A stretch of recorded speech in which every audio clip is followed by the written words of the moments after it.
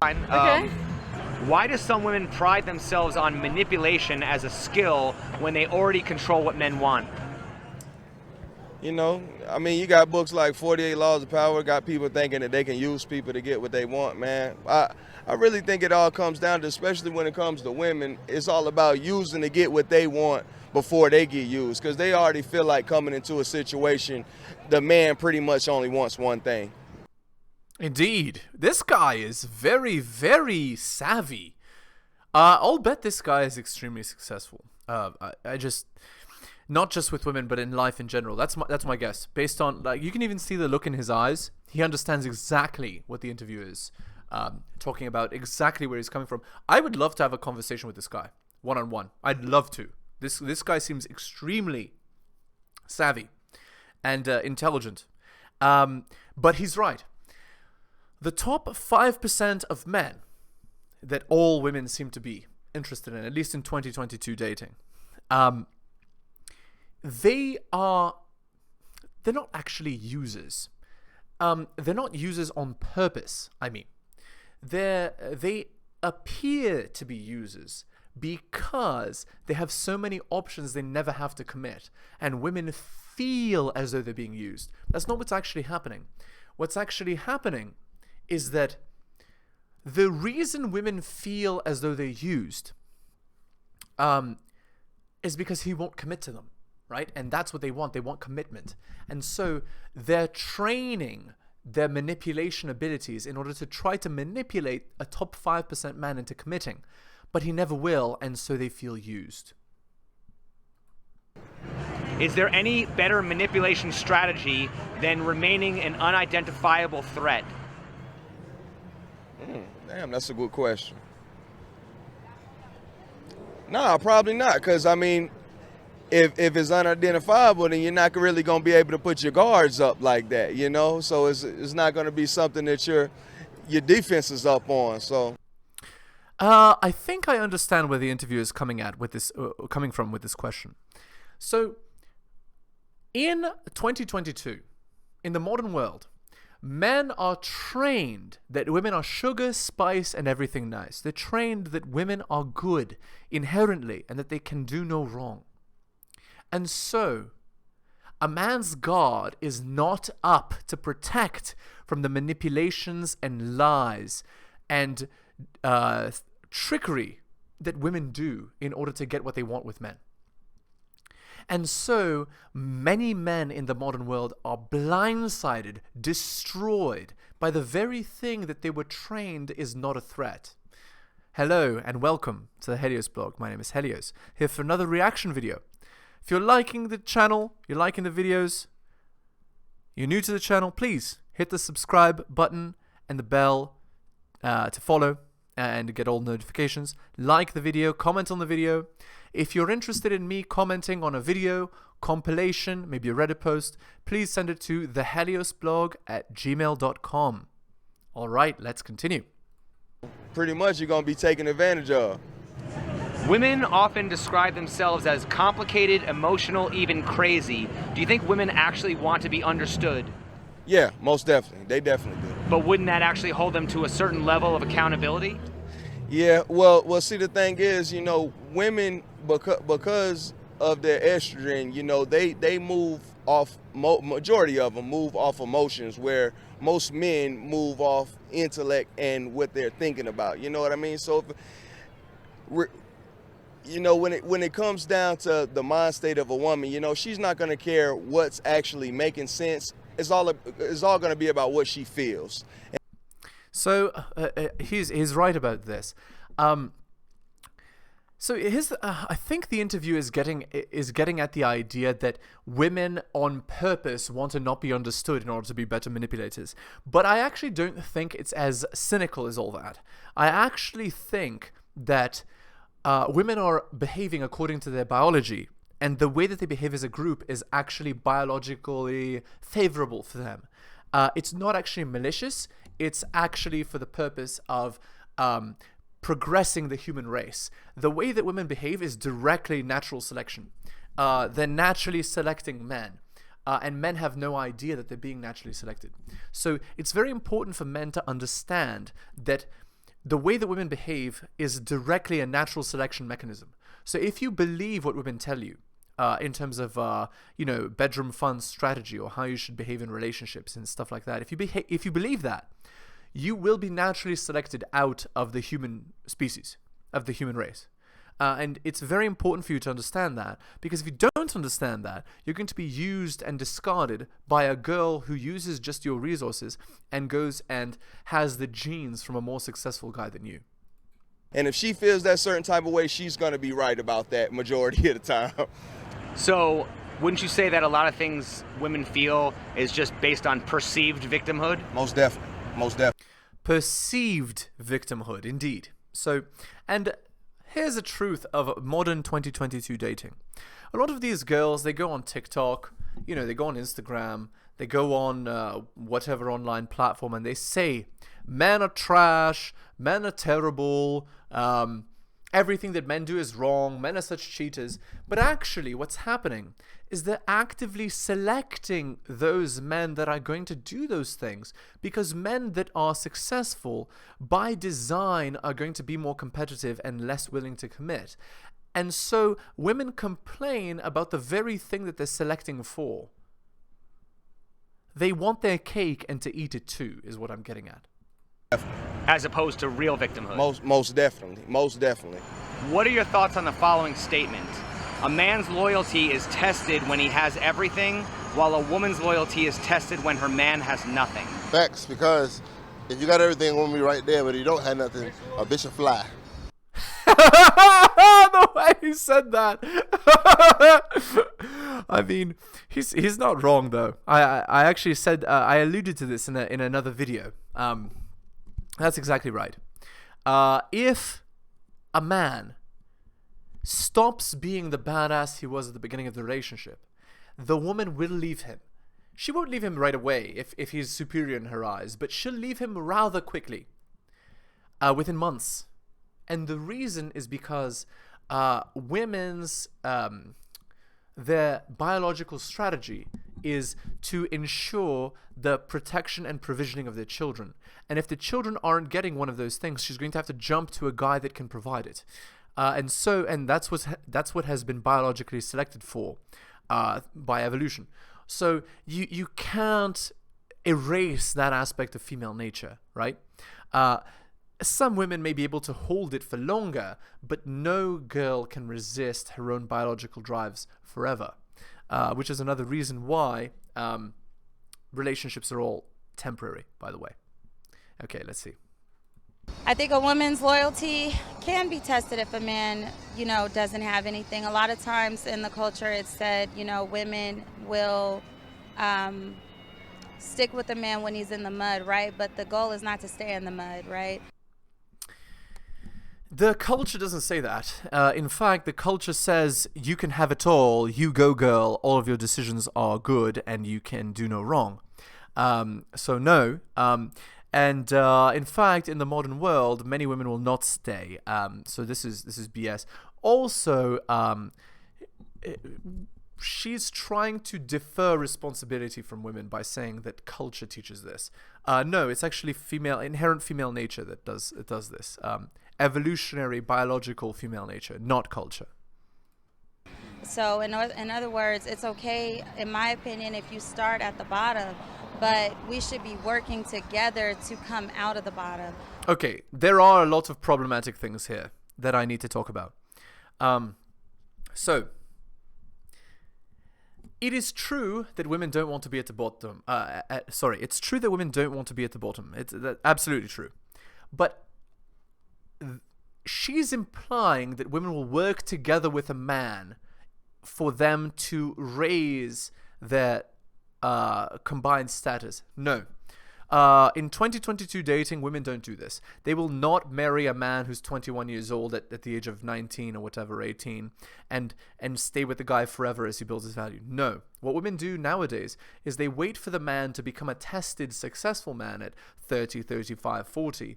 And those women will commit to those men. They'll wait for men to win the race and then pair up with the winners. That's what happens in modern dating. Also, By her implying that we will build up together, she's implying an equal relationship, which is also a problem, because an equal relationship is not, it doesn't work. There is no such thing. If the man and woman are in an equal relationship, it means the woman rules the relationship. And if the woman rules the relationship is headed off a cliff. Women don't want an equal man. They want a superior man. So if she says she's in an equal relationship, or they equally submit to each other or something like that, that is a relationship headed for destruction for sure. Staying at the bottom is not okay, and some people are okay with having the minimum in life. They don't have much desire out of life. And I think as women, we have to decide, because women, we are very loyal. Okay. So she said, as women, we have to decide. No. If a woman rules the relationship is headed off a cliff. Women are loyal. No, they're not. In general, they're disloyal. Women are as loyal as the success of a man remains as it is or increases. If you as a man are on the down or are at rock bottom, your girl will leave you. She will only stay if you're doing well and obviously going up, or if you're already at the top. It's not, she will not be with you if you're going down. And it's not up to women to decide. In fact, if you allow the woman to decide what happens in the relationship is dead. There is no relationship. The black woman is very loyal to her man, and I think that's demonstrably false, right? If you look at the black community, they have the lowest rate of marriage and the highest rate of single mothers. That implies disloyalty, actually. And it's very sad for me to say this, and I don't like that it exists and that the trend is that way. But unfortunately, it is, and you can't really go against statistics, unfortunately. Now, I will say that this is something that's being worked on and that's being improved slowly in the black community, but not at the moment. It isn't. Like in 2022, the problem has not been resolved. But we could be so loyal that we don't see, some red flags there. Okay, here's what I think she's saying. I think what she's saying is that the average black woman is interested and is loyal to Chad, and she fails to see the red flags. I think that's certainly true. And that would explain why there are so many single mothers in the black community. But if they were truly loyal, they would be married to those men. They wouldn't be single mothers. So it implies that there's some sort of problem with the men that they're choosing, or the nature of the relationships, or both. Because oftentimes people can sell you a dream, right? It's very easy to profess things with their lips, but are you actually going to put in the action and the work behind it, the education and all that it takes to achieve the things that you say that you want? And I think as women, we need to be able... Oh, I understand now. She's just telling on herself. She's saying that she was alpha widowed by a guy who said he had hopes and dreams but never achieved the things that he said he was going to achieve. He just talked a good game, and that's what got her interested in him. But she's not speaking for all women here. She's speaking about herself. Able to identify that, because we can't make a man be a man. We can't make him want more for his life and more for his family. He has to want that for himself.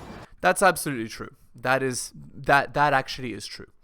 Women cannot make men great. A man has to choose to be great and put himself as the center point of his life and be the absolute monarch of his own existence. And when a man does go there, then he is able to attain the highest heights in his life. And also, not only is he able to do that, he's also able to get many more women. But it's not because he's putting women as the center point of his life and focusing on them. It's because he's focusing on himself that he then attains more women, because he becomes a winner by focusing on himself. In my response to that question, I have to quote a famous comedian by the name of Chris Rock. only, dogs and children only love unconditionally. Indeed. That is not a lie. That is absolutely true. If you want true love, unconditional love, get a dog. Although I would argue that a dog doesn't love you unconditionally either. It loves you because you feed it. And if you stop feeding it, it will also bite your hand. So, to believe that relationships are not transactional is, it's a lie. Relationships are all transactional. You just have to be okay with it. As a man, there is never going to be a relationship other than the one with your parents. But even to some extent, your relationship with your parents is transactional too. So you can't really escape that as a fact of life, unfortunately.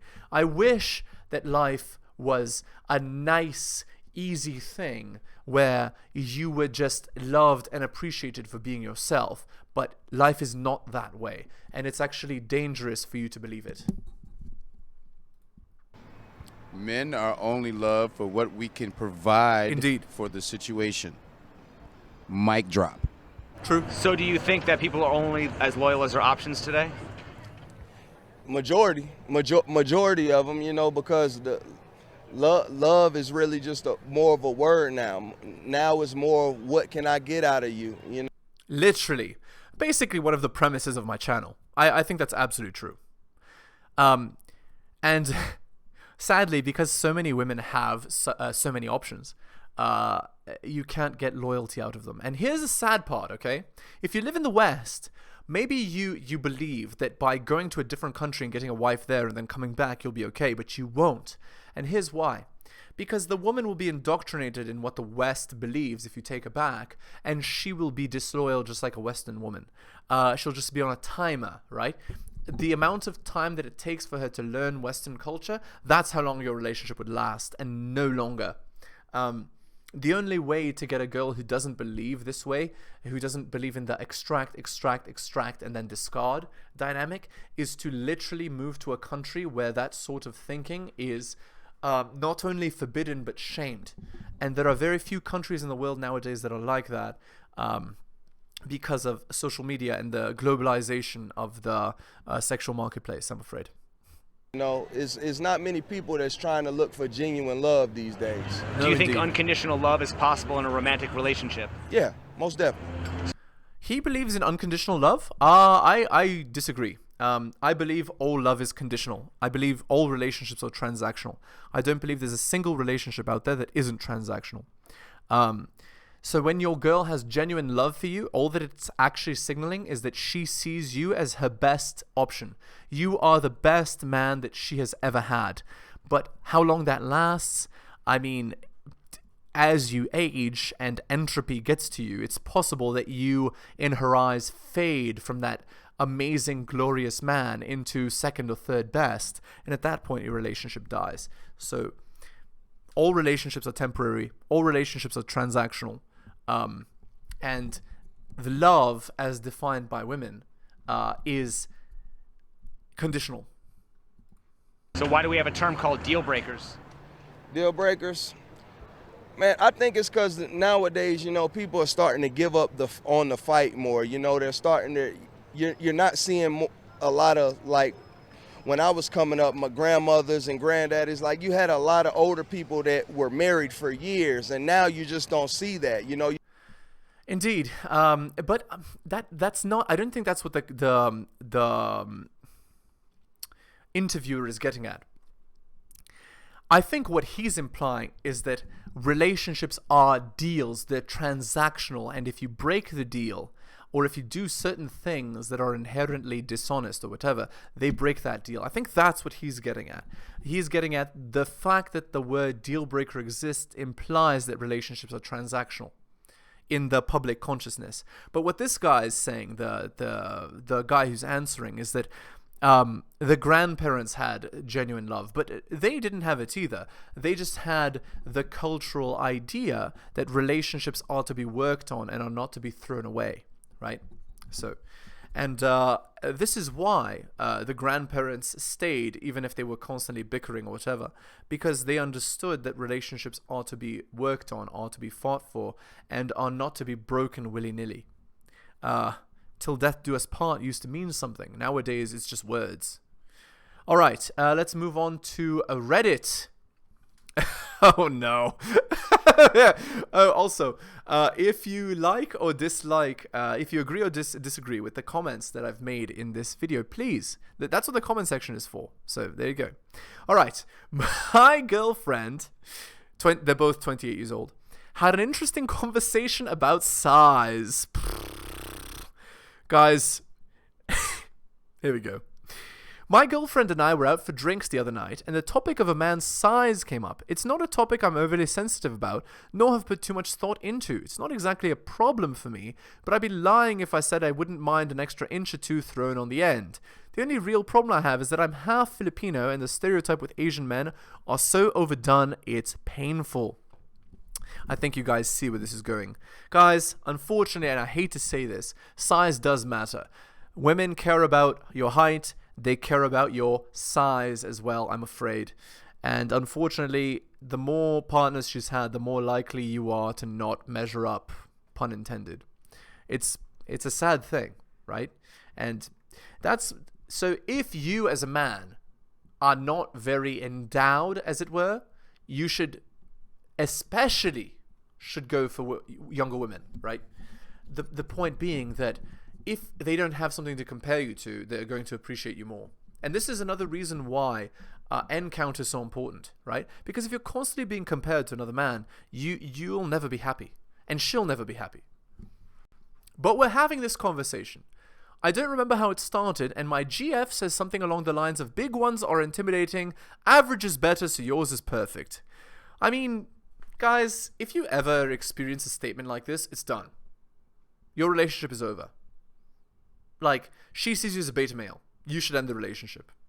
And I'm so sorry if any of you have experienced this, because it's just beta torture, and I hate that women do this. But some do. So there you go. It was still a light conversation at this point, so I said back, nothing average about it. This somehow seemed to hit a nerve with her, which I'm not exactly sure why. Here's the reason why. She feels she's doing you a favor by being with you. And because she feels like she's doing you a favor, you should accept whatever she says and whatever she does. That's why. And she went on a bit of a tangent about how guys are way too sensitive about it, which I don't disagree with, but it culminated in her stating that I'm average and it's fine in a somewhat serious tone. Implication. Translation. You are my beta slave. You are to do and say and believe whatever I say. And if you're not okay with it, well, this relationship is done. That's the implication here. This kind of took me by surprise as the conversation jumped from jovial to serious, and I responded by saying, please don't say something about me as average. We finished up our drinks and started walking back to her apartment, all while she's continuing to complain about how guys are way too sensitive about this. Translation. I used to have a guy who was better endowed than you, and you shouldn't complain when I compare you to him. She then starts probing as to why I had a problem with what she said, not taking no for an answer until I'm able to convince her to just drop it and move on. The conversation finally stops for a couple minutes before she states, the rumor about black guys being big is true. She's a registered nurse working in a major hospital, so obviously she sees the nether region of some of her patients. I've never had a problem with that, it's part of her job. But a statement like that again took me by surprise, especially after the conversation we just had. I didn't respond because I was so in shock, and she continued to keep talking about it. Implication. You are a beta male, I think other men are superior to you.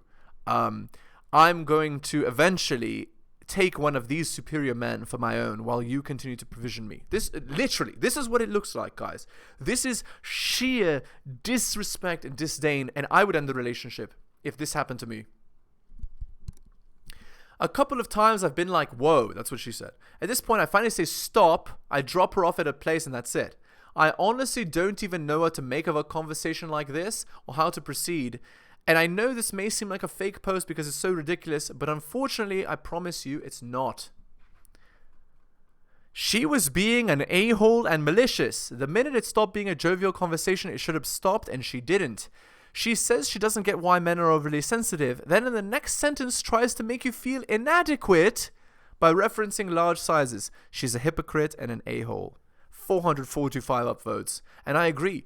She's being rude on purpose, and here's why.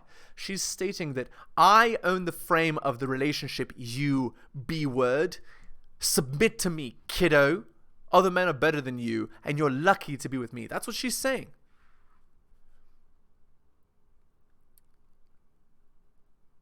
Not just referencing. Deliberately trying to make someone that cares about her imagine giant things penetrating her vigorously. Literally. It's so rude.